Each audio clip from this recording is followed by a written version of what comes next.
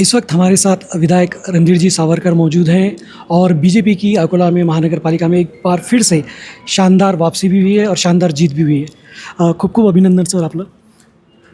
आज जी BJPला एक मोठं यश मिळालेलं आहे आपल्या नेतृत्वामध्ये, काय म्हणताल? एक मागच्या 7-8 वर्षामध्ये आपण जे विकास कामं या अकोला शहरात केले, मला असं वाटतं ते लोकांना भावले आणि निवडणुकीच्या काळामध्ये एकदम इनिशियल स्टेजला जे देवेंद्रजीची सभा झाली त्याच्यामुळे एक वातावरण सेट झालं. बावनकुळे साहेबांची मेहनत, रवींद्र चव्हाण यांचं मार्गदर्शन, देवेंद्रजी यांचा प्रचंड विश्वास अकोल्याच्या जनतेवर आणि आमच्यावरसुद्धा. मागच्या 8 वर्षात नगरसेवकांनी जे उत्कृष्ट कार्य केलं त्याचा परिणाम आहे. काही ठिकाणी सामाजिक स्तरावर काही गडबडी झाल्या आणि भारतीय जनता पक्ष सोडून सर्वांनी एकत्र यायचं अशा पद्धतीचं वातावरण या शहरात झालं. त्या माध्यमातून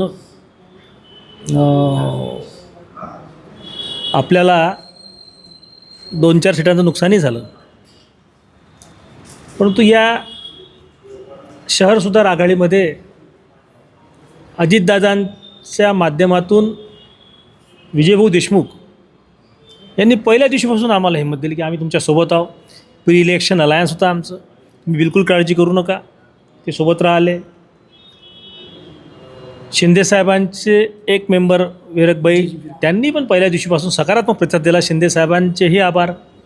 आणि आमचा मित्रपक्ष सुनीलभाऊ मेश्राम यांचा एक मेंबर होता, त्यांनीही भक्कम साथ दिली.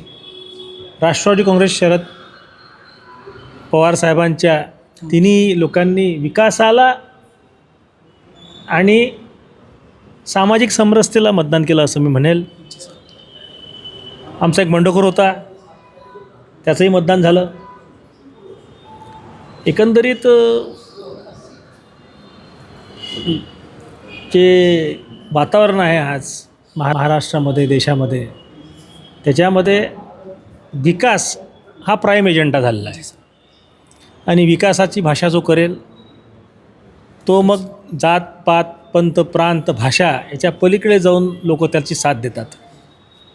मी पुनश्च एकदा देवेंद्रजीचे आभार मानेल की त्यांच्या माध्यमातून आपण हे सर्व करू शकतो.